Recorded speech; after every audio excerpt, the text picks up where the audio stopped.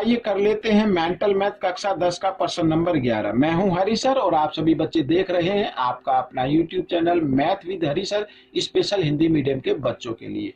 देखो प्रश्न नंबर 11 क्या कहता है, ये रहा आपके सामने, मैंने पहले से लिख के रखा है, लेकिन आपको एक काम करना है, सीख कर प्रैक्टिस जरूर करनी है अगर आप चाहते हैं कि आपके अच्छी मार्क्स आए, अच्छी रैंक आए। ठीक है, आइए करना शुरू करते हैं। देखो क्या कहता है, दो शंकुओं के आयतनों का अनुपात 1:4 है तथा उसके व्यास का अनुपात दिया हुआ है 4 और अनुपात 5। तो उनकी ऊंचाइयों का अनुपात बताना है।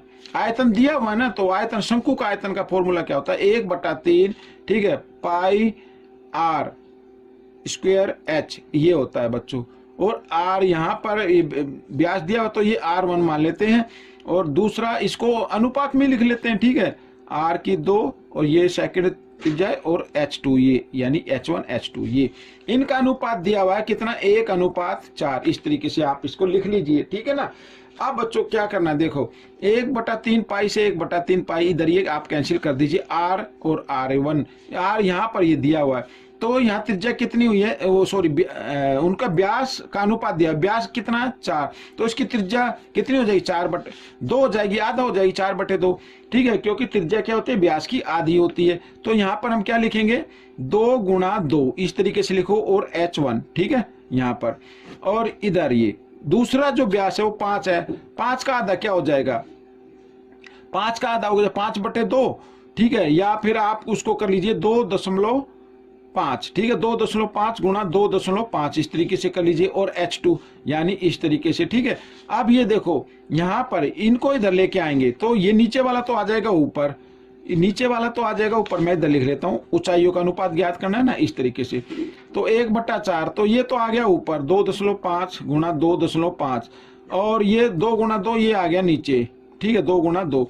अब इसमें पॉइंट हटाने के लिए आप इसमें क्या कर दे, 10 और लगा दे। ठीक है ना, पॉइंट के लिए 1, पॉइंट के बाद 1 अंक है तो 1 0, इसी तरीके से इसमें कर लिया।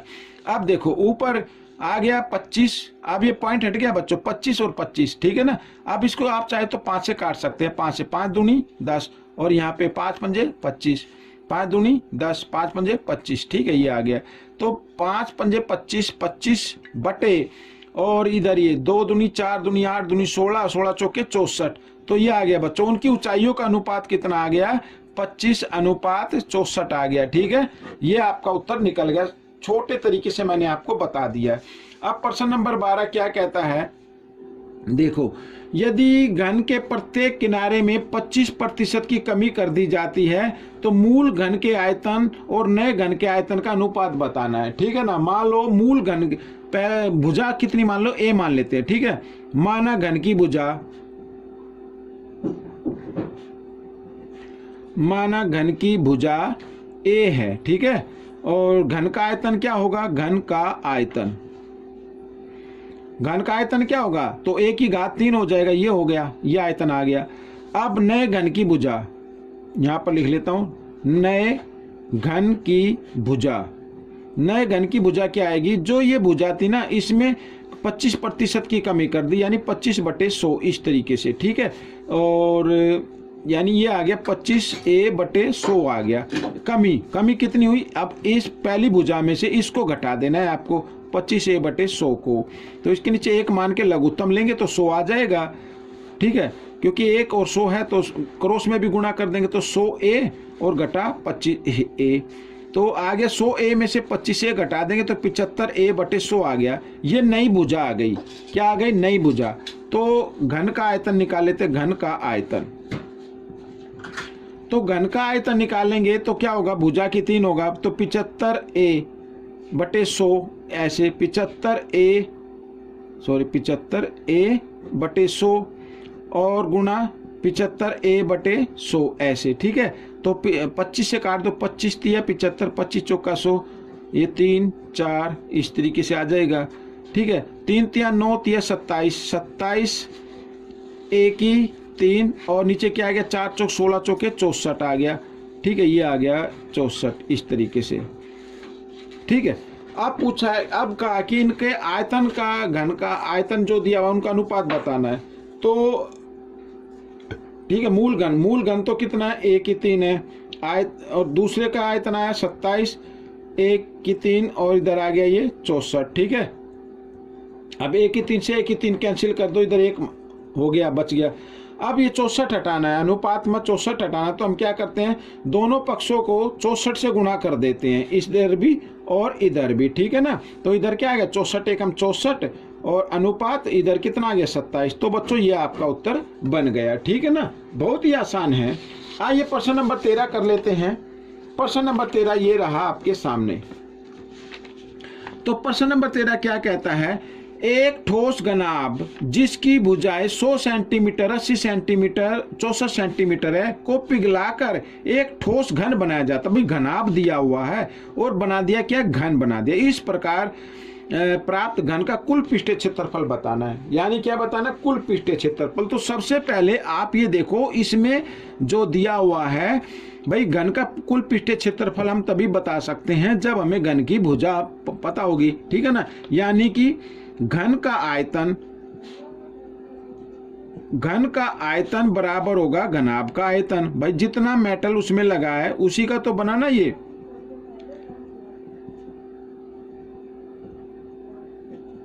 घन का आयतन बराबर घनाभ का आयतन, इस तरीके से। तो घन का आयतन क्या होता है, 1 की 3, और लेकिन घनाभ का तो दिया हुआ है, तो 100 गुना 80 गुना 64, ठीक है ना। अब देखो ये इधर है, इधर ले आओ उसको 3 को, ऐसे भाई इनकी गुणा कर लेते हैं। 80 8 एकम 8 यहाँ पर, और 3 जीरो है, 1 2 3, ठीक है, और यहाँ पे आ गया 64, ठीक है। अब भाई 8000 का घन मूल कितना होता है, 20 होता है, और 64 का कितना होगा, 4 होगा। तो 20 चौक कितना आ गया, 80 आ गया। तो 80 सेंटीमीटर आ गई घन की भुजा, ठीक है ना, 20 चौक 80, तो 80 क्या आ गई, घन की भुजा आ गई। अब घन का पृष्ठीय क्षेत्रफल निकालना है। घन का कुल पृष्ठीय क्षेत्रफल, फॉर्मूला 6 a की 2, a कितना है 80, तो 80 गुणा 80, ऐसे, ठीक है ना।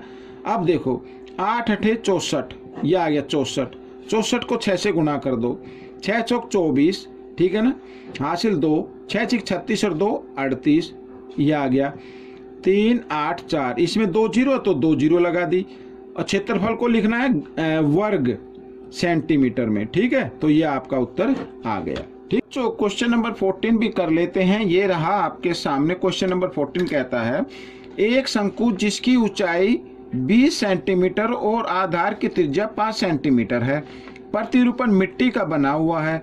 एक बच्चा उसको ठोस गोले में बदल देता है। इस प्रकार प्राप्त गोले का व्यास ज्ञात कीजिए। बहुत ही आसान है।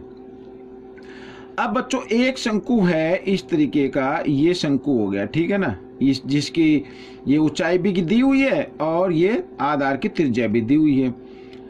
अब बच्चे ने क्या किया, इसको बिगाड़ कर एक ऐसा गोला बना दिया, ये गोला बना दिया। तो इस गोले का हमें व्यास ज्ञात करना है, ठीक है। कहने का मतलब ये, जितनी मिट्टी इसके अंदर है उतनी मिट्टी का गोला बना है, मतलब दोनों का आयतन क्या है, बराबर है। हमें क्या ज्ञात करना है, गोले का व्यास ज्ञात करना। तो पहले गोले की त्रिज्या ज्ञात करेंगे। तो गोले का आयतन, कहने का मतलब ये होगा, गोले का आयतन बराबर होगा शंकु का आयतन। भाई मिट्टी तो दोनों की इक्वल है ना, तो शंकु का आयतन इस तरीके से। अब गोले का आयतन का फॉर्मूला होता है 4/3 पाई, ठीक है ना, पाई r की 3, ये r की 3, ये r ज्ञात करनी है पहले आपको। और शंकु का आयतन होता है 1/3 पाई r की 2। r क्या है, मैं सीधा लिख लेता हूँ, r है 5, तो 5 गुणा 5, ठीक है। और ऊंचाई कितनी है, 20 है, तो ये ऊंचाई मैंने लिख ली। अब क्या करना है, r क्यूब को इधर ही रखना है, r की जो पावर 3 है ना, इसको इधर ही रखना है। तो 1/3 पाई और 5 गुणा 20, इस तरीके से। अब 3 इधर भाग में, इधर आकर ये गुणा में आ जाएगा, 4 इधर गुणा में, तो इधर आकर ये भाग में आ जाएगा, और पाई भी भाग में आ जाएगा। इस तरीके से आप लिख सकते हैं, ठीक है। तो पाई से पाई कैंसिल कर दीजिए, 3 से 3 कैंसिल हो गया, 4 से 4 एकम 4, 4 पंजे 20, ठीक है, ये हो गया। तो r निकाल लेते हैं। तो इधर ये घन था, इधर आकर बराबर के साथ से इधर आकर इसको घनमूल में बदल देना है। तो 5 गुणा 5 गुणा 5, क्योंकि इसकी घनमूल की घात कितनी है, सॉरी यहाँ पे 3 है ना, तो 3 का ग्रुप बना हुआ पहले से ही है, तो इनमें से एक संख्या निकाल देनी है। तो यही आपकी क्या आ गई, त्रिज्या आ गई। तो ये 5 सेंटीमीटर त्रिज्या हो गई। हमें तो व्यास ज्ञात करना है, तो गोले का व्यास, तो गोले का व्यास होता है बच्चों त्रिज्या का दुगना होता है। त्रिज्या है 5, तो इसका दुगना कितना होगा 10, तो 10 सेंटीमीटर। ये आपका उत्तर आ गया। ठीक है, अब हम करेंगे प्रश्न नंबर 15। ये रहा प्रश्न नंबर 15। ठीक है, ये भी बहुत ही आसान है। लिखा है प्रश्न नंबर 15 में, एक 16 सेंटीमीटर त्रिज्या वाले ठोस गोले को पिघलाकर, ठीक है, एक ठोस गोला था, उसको पिघलाकर 2 सेंटीमीटर त्रिज्या वाली कितनी ठोस गेंदें बनाई जा सकती हैं। ये भी बहुत ही आसान है। अब ये बड़ा गोला है, ठीक है ना, ये इसको पिघलाकर ऐसी ऐसी छोटी छोटी गोलियां बना दी, तो बताना कितनी गोलियां बनेंगी। तो जितना मेटल इसके अंदर लगा उतने मेटल की बनेंगी। कहने का मतलब है दोनों का आयतन क्या होगा, बराबर होगा।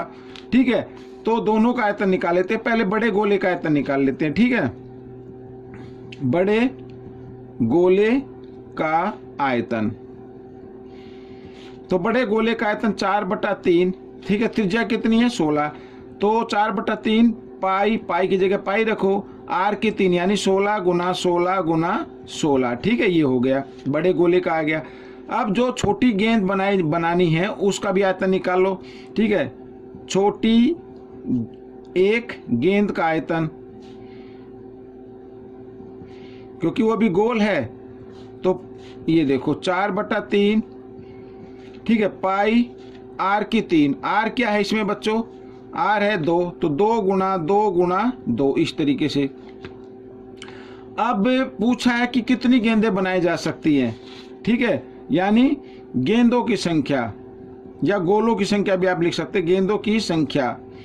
तो गेंदों की संख्या निकालने के लिए क्या करना पड़ेगा, जो बड़े गोले का आयतन है, ठीक है, उसको छोटे गोले के आयतन से भाग कर दीजिए आप 4/3 ऐसे। ठीक है, तो आपका आंसर आ जाएगा 2 गुना 2 गुना 2। 4/3 से 4/3 कैंसिल हो गया, और यहाँ पर पाई से पाई कैंसिल हो गया, 2 से 2 एकम 2, 2 अट्ठे 16, 2 एकम 2, 2 अट्ठे 16, 2 एकम 2, 2 अट्ठे 16।